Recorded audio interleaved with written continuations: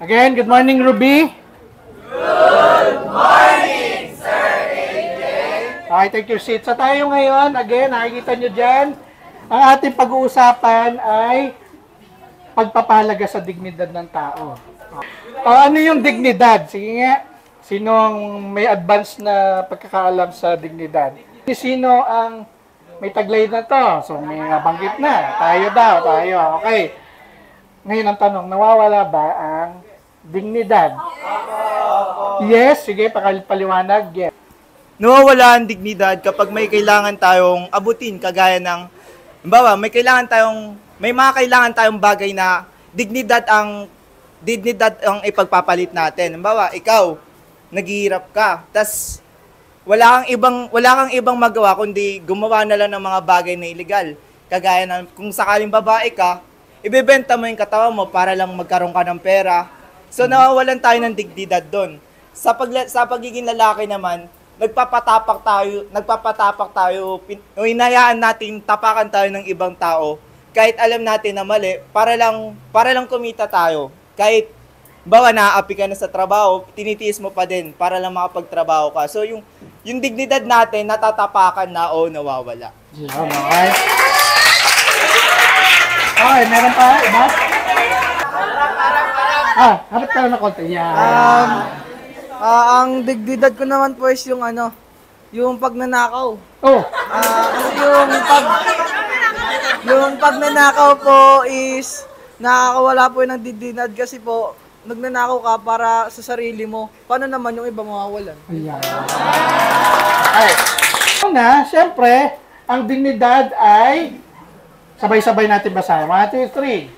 Ang dignidad o tangal ay nagmula sa salitang Latin na dignitas, katumbas ng French na dignity. Okay. Pero hindi pa rin niya sinasabi ibig sabihin kasi sinasabi lang niya kung saan nanggaling yung salitang dignidad. So, yun yung pinagmulan. So, ang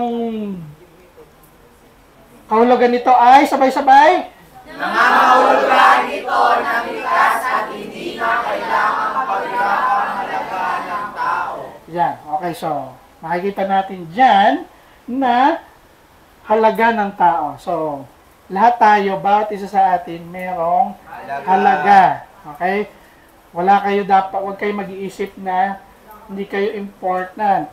Meron ba dito nagsasabi na tingin sa sarili, hindi sila important? So, lahat tayo ay may halaga. Now, base dyan sa binasa natin, Ruby, ang dignidad, bukod sa meron tayong halaga, hindi raw natin kailangan paghirapan yung sinasabing halaga na yun.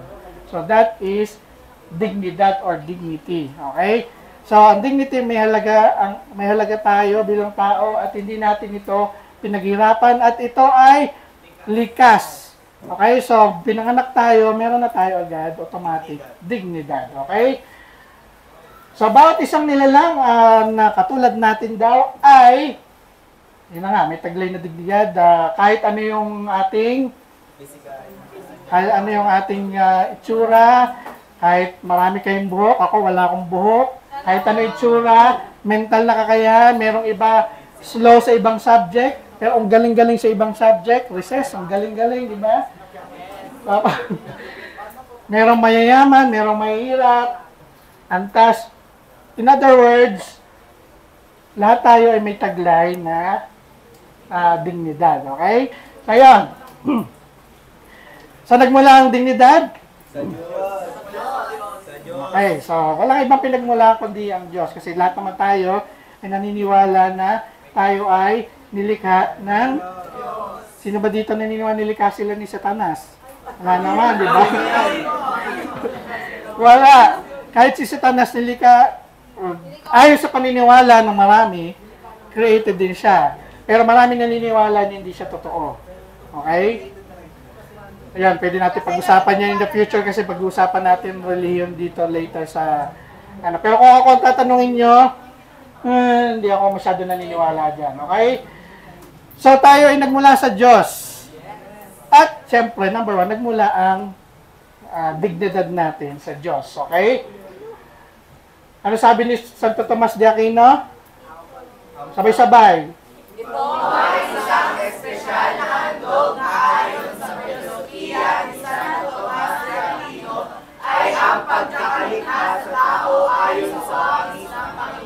Okay.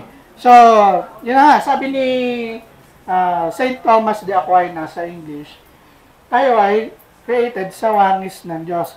Not necessarily yung itsura, kasi kaya nga mas malalim na term ang ginamit, wangis. Tayo ay created sa image ng Diyos. Kaya lang, doon nga rin medyo marami nagtatalo kung ano ba talaga image ng Diyos. Okay?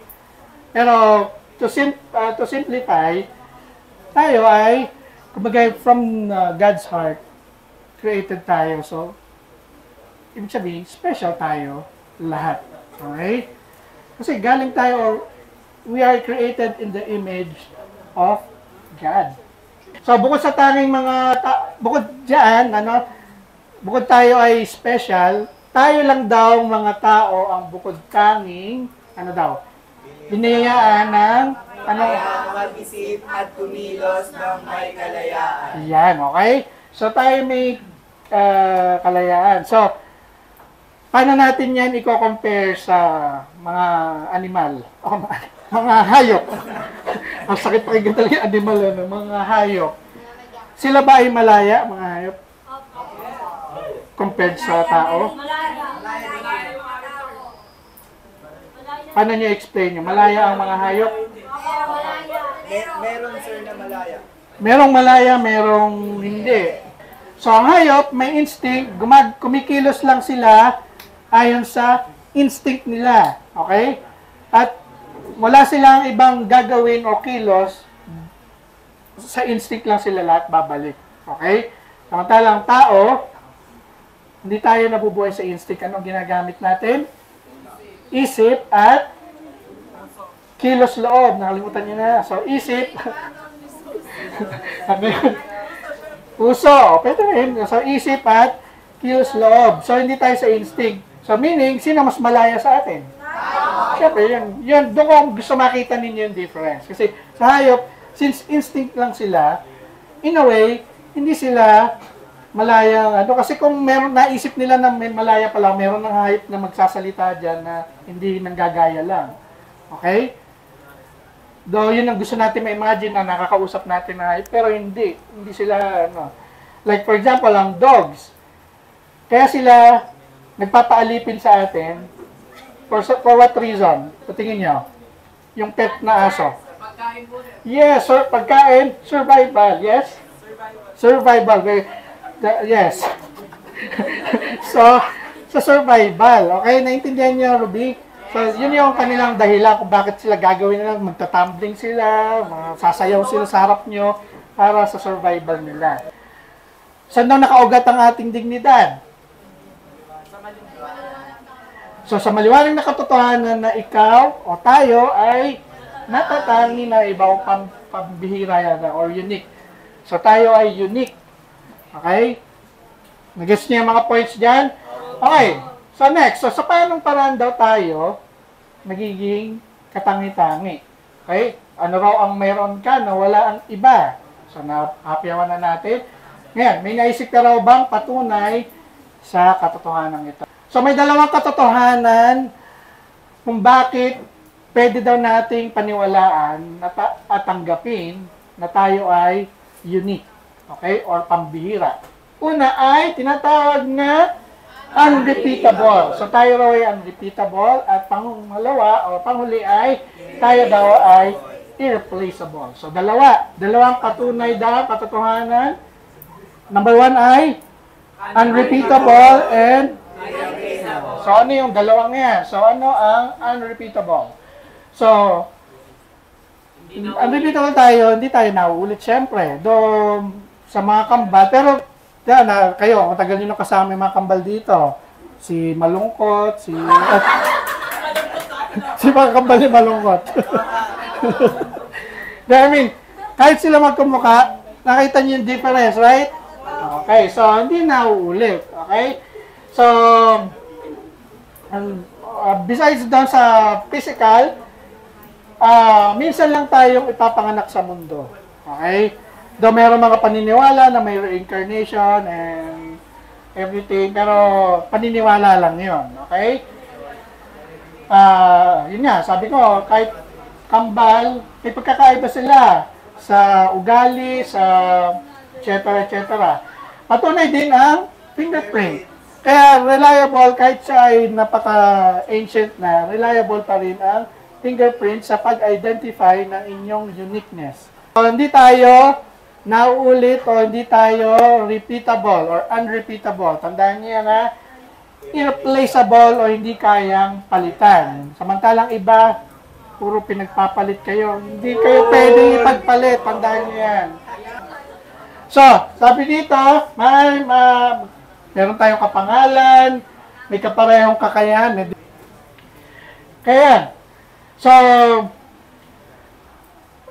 ito yung pinakatotohanan dito na mananatiling ang Diyos lamang daw ang may kayang lumalang ng taong tulad mo. So again, tayo ay unrepeatable, tayo ay irreplaceable. Okay? Sa atin. So, ang dignidad, gaya ng sinabi natin noong umpisa, ay hindi nawawala. Okay? Ever. Hindi siya mawawala sa sino mang tao. Yung mga tao lang, yung kapwa lang natin nag-a-attempt na tanggalan kayo ng dignidad. Kaya nga, sinasabi niya kanina na huwag kayong papayag na tanggalin ang inyong dignidad. Ang dignidad daw hindi reputasyon. Katulad ng reputasyon. Ano ba yung reputasyon? Yes. Base po sa nabasa ko, yung kung paano nagbabago yung paningin sa atin ng tao. Okay, so mayroong mga factor na pwede maka-affect na pwede siyang mawala, matanggal. Sir, yung reputasyon, sir, para sa akin, yung antas po ng isang tao sa buhay po niya. Okay? Yun nga yun po, yung kung paano ka tignan ng isang tao, kung sa school nyo, yung reputation mo, famous ka, kung yun yung nakikita sa'yo ng mga tao. Okay. Kaya pwedeng mawala bigla yun dahil pwedeng may nangyari or may nangyira sa'yo na masisira ang reputasyon mo. So, in a way, mahalaga dapat yun. Pero, pareho nga ba siya ng dignidad? Ngayon na, sagot yan. So, hindi raw siya katulad ng dignidad. Kasi nga, ano na nakikita nyo, naiintindihan nyo? Ano ang difference ng reputasyon sa dignidad? Sino makakapag-statement ng comparison? Yes. Hindi nawawala yung dignidad tapos yung reputasyon nawawala. Iyan, okay, very good. Yeah, so 80s, hindi siya. Ang reputasyon daw kasi nakabatay sa kalagayan mo bilang tayo ayon sa pagtingin ng iba o kapwa mo. So, nakabase siya sa iba. Pero ang dignidad daw ay hindi maaaring mapataas o mapababa dahilan lamang sa aksyon o kilos. Okay? So, ito, napapansin nyo, binibigyan natin ng diin kasi ang dignidad ang meron tayo na constant, na hindi nagbabago. Okay? So, ito raw ay kakambal na pagiging tao natin kahit ikaw ay kung ano man nakalagayan ng tinutukoy dito. Anong antas kalagayan ng ating buhay. Pero, ipapakita nyo ba ang pagpapahalaga nyo, paggalang nyo sa dignidad ng inyong kapwa? So, ano ang mga paraan na pwede nating maipakita ang pagpapahalaga natin sa dignidad ng iyong kapwa? Ito mga sumusunod. Okay, so yan. Number 1, respeto. Number 1 yan. Pakitunguhan ng iyong kapwa kung paano mo nais ikaw tratuin. So, that is what we call the golden rule. Okay? Do unto others what you want others do unto you. Diyan kasi ito yung nakakalimot ang marami. Nagagalit kayo sa kakapwa nyo. Pero ma-realize nyo, ginagawa nyo rin naman yun. So, anong doon? Di ba? So, before kayo magalit, before kayo magbawal sa kaklase, sa kapwa nyo na huwag nilang gagawin sa iyo yung mga bagay na yun, huwag mong gagawin sa iba. Okay? So, basic yan. Basic. So, yes, maging magalang din sa pananalita. Iwasan ang mga mapanakit na pahayag. Pero, nanganawaan ko naman, syempre may mga level yan. Kasi kung ang level ng friendship nyo ay kaya nyo na magbagdagulan, wala akong problema doon. Diba? So, kaya nyo yung hindi na kayo napipikon, that's okay and that's good, okay? Pero, may mga level syempre yan, diba? Meron kayong mga klase dito na hindi nyo ka-close. So, babardagulin nyo ba yung kaklase nyo hindi nyo ka-close? Opo, di. Pero pala di ba rin? Hindi, pero yun na nga, maging magalang kayo all the time. So, above all, maging respectful pa rin kayo sa inyong pag-approach sa inyong mga klase. Pakiramdaman ninyo yung inyong mga klase kung kaya nila yung mga biro nyo. Okay? Sino ba dito ang pikon? Okay? Okay lang yan. Hindi ko in-invalidate na masama yung pagiging pikon. Hindi. Natural lang yan. Kaya kasi sinasabi ko, in-explain ko nyo, may level yan kasi. Okay? Kasi kahit yung mga pinakapikon yung kaibigan, nawawala yan kasi pag talagang, ano na kayo eh, sanggang dikit na kayo, close na kayo. Okay? Yan. Mapansin niyo, puro pagrespeto. So, igalang din daw ang pananaw ng iba. Huwag ipilit ang pansariling opinion. Okay? So, be open. Pwede nyo namang kapitan ng inyong sariling opinion, paniniwala. Pero, hindi nyo dapat i-impose yung inyong, kanya-kanya kayong paniniwala. Okay? So, i-respeto nyo yung bagay na yun. Magtiwala, excuse me po, magtiwala upang pagkatiwalaan. Okay din naman yung meron kayo i-reserve sa sarili nyo, kasi meron talaga mga masasamang tao na lulukuhin kayo, sasamantalahin nyo.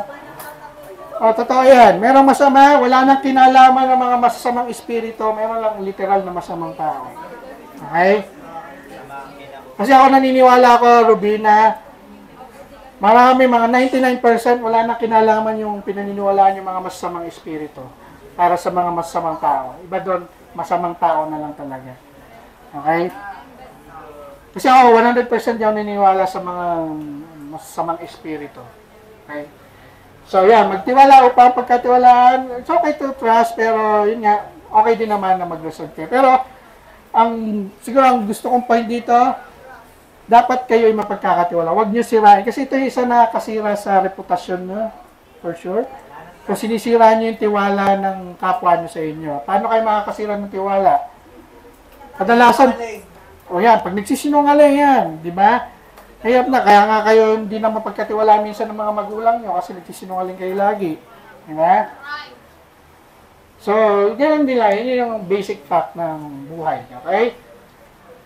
Yan, magpaabot ng tulong o suporta sa anumang kayang paraan. So, ito, marami tayong paraan na pwedeng makatulong kasi huwag na tayong lumayo. Meron tayong mga ka-eskwela na naapektuhan ng matindi ng isang linggong habagat na yan at bagyo.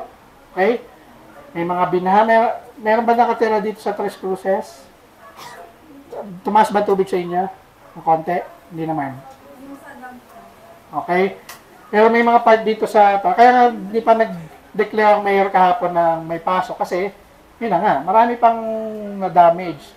Kahit hindi naman masyado, pero siyempre, madumi. So, pumasok kami para sa inyo para maging malinis kahit papano ang school. Okay?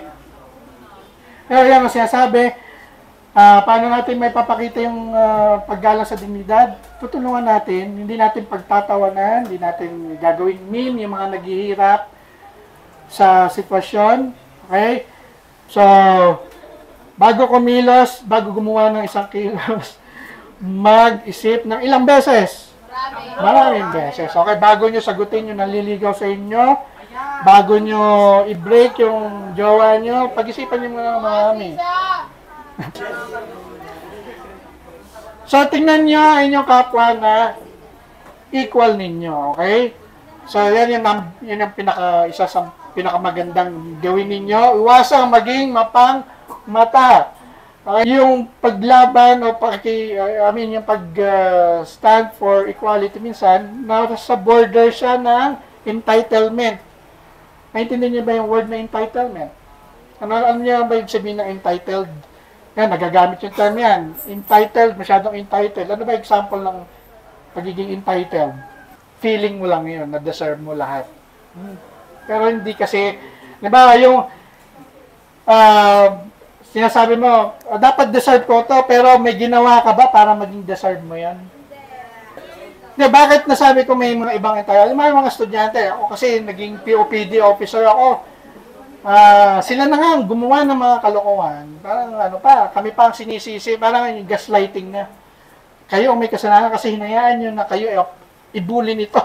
Yung nagagets nyo, yun yung gaslighting eh.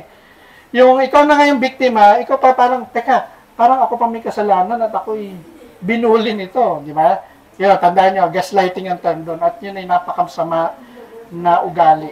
Okay? So, entitlement, negative yan actually.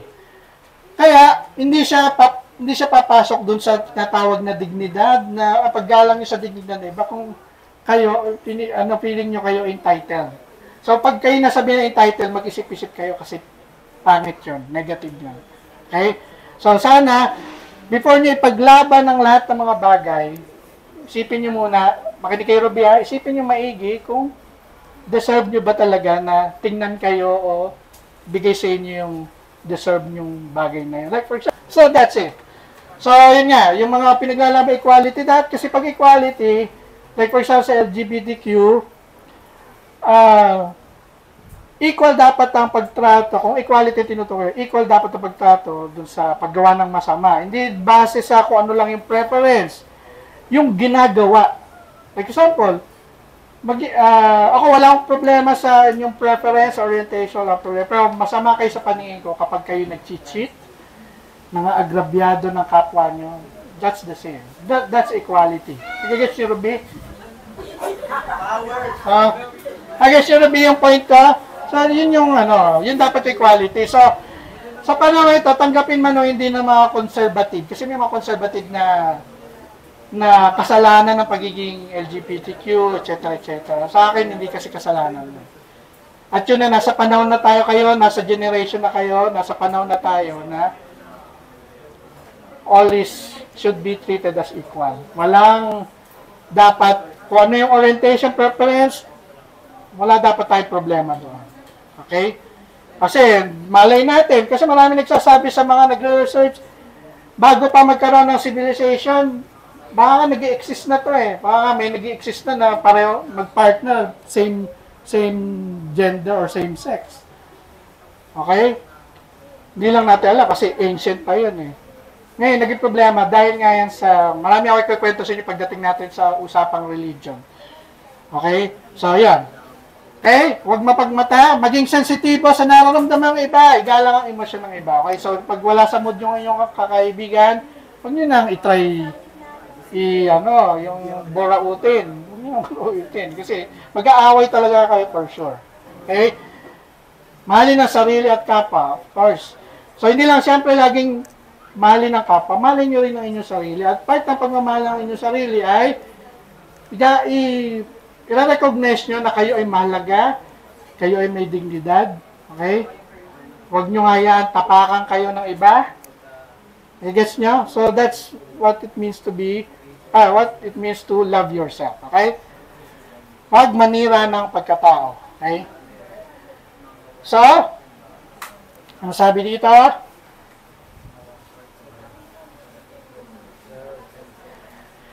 So, dapat na natin pakita to doon sa, special doon sa feeling natin ay biktima ng walang paggalang sa dignidad. So, ayan, yun yung kadalasan, yung legit na mga biktima ng hindi ginagalang dignidad. Sila yan, okay? At, yan nga. So, sila yung mga kadalasan na nawawala ng hindi ginagalang.